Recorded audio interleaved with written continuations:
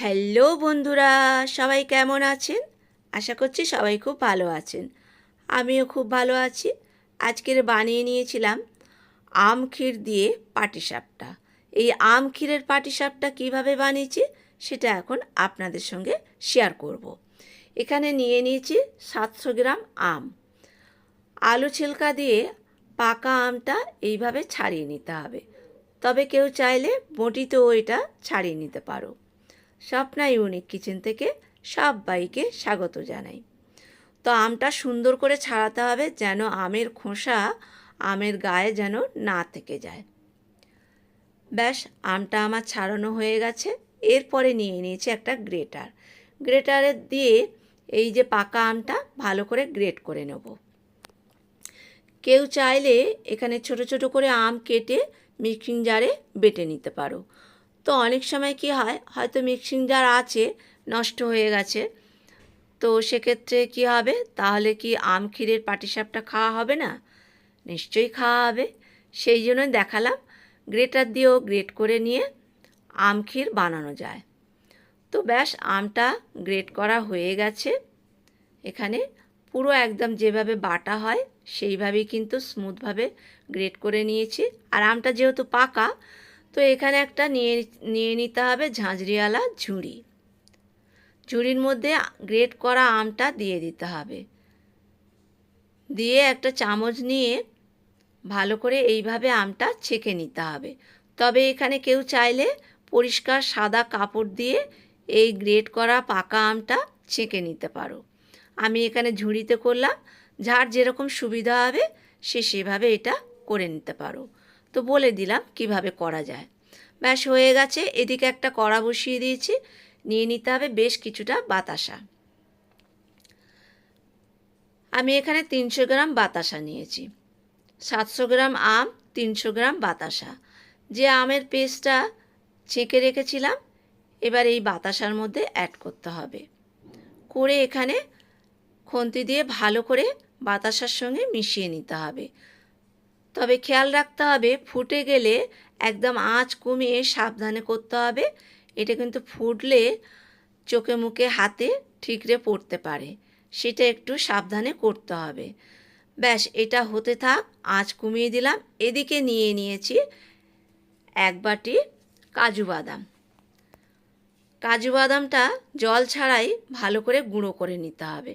তো এখানে একটা মিক্সিং জার নিয়ে নিয়েছি, কাজু বাদামটা দিয়ে ভালো করে গুঁড়ো করে নেব। একদম যেন ডেলা ভাব না থাকে, বাদামটা একদম গুঁড়ো হয়ে গেছে। এরপরে বাটিতে ঢেলে নিতে হবে।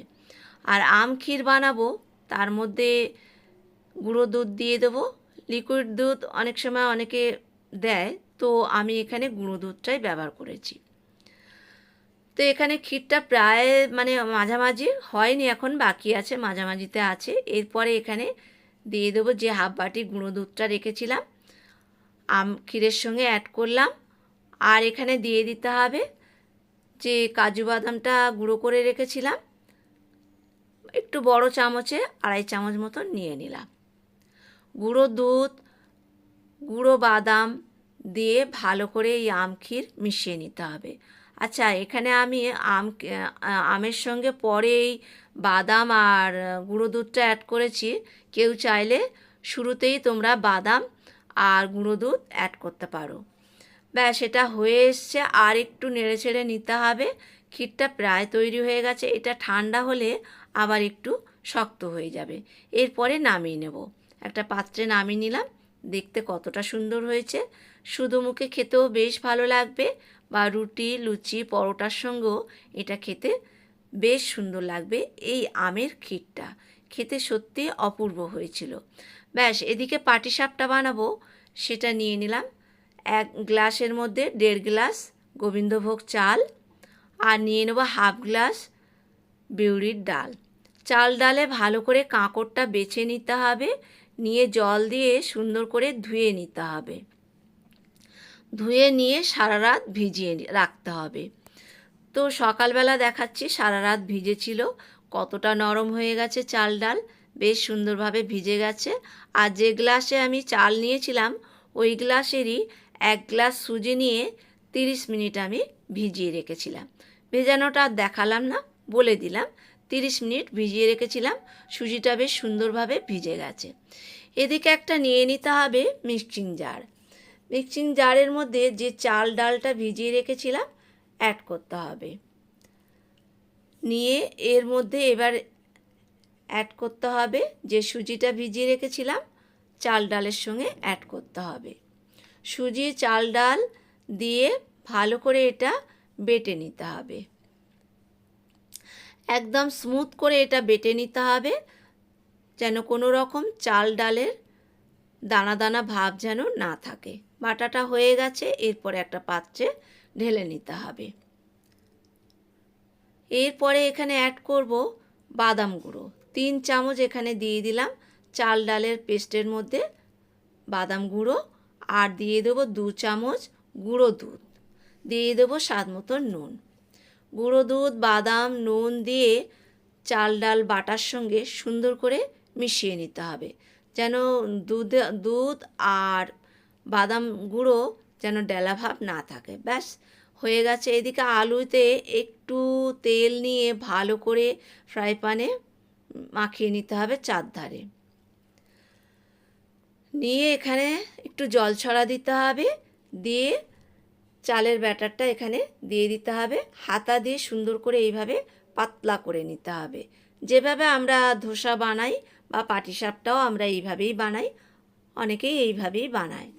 এরপরে আমের ক্ষীরটা এই পাটিসাপটার এক সাইডে দিয়ে দিতে হবে। দিয়ে এইভাবে খুন্তি হাতা ধরে আস্তে আস্তে এইভাবে সমান করে পাকিয়ে নিতে হবে। যেভাবে আমরা রোল পাকাই বা পাটিসাপটাও আমরা এইভাবেই করি, অনেকেই এইভাবেই করে। তো ব্যাস এইভাবেই বানিয়ে নিতে হবে পাটিসাপটা। আর একটা করে দেখাচ্ছি। তো বন্ধুরা, ভিডিওটা যদি ভালো লাগে দেখার পরে লাইক, কমেন্ট, শেয়ার করার অনুরোধ রাখলাম। আর নতুন কোনো বন্ধু হয়ে থাকলে ইউটিউব চ্যানেলটা সাবস্ক্রাইব করে নেওয়ার অনুরোধ রাখলাম। আর পাশে বেল আইকনটা প্রেস করে দেবেন, তাহলে এরকম ইউনিক রেসিপির নোটিফিকেশান সবার আগে আপনার কাছে চলে যাবে। ব্যাস আমার পাটিসাপটাগুলো প্রত্যেকটা তৈরি হয়ে গেছে। আমি দুটো কিভাবে বানাতে হয় সেটাই দেখালাম। আর একটুখানি সময় রাখলে, আধ ঘন্টা এইভাবে রাখলে কালারটা চেঞ্জ হয়ে যাবে, কারণ আমের ক্ষীর দেওয়া আছে ভেতরে, বেশ সুন্দর কালারও এসছে, খেতে অপূর্ব হয়েছিল।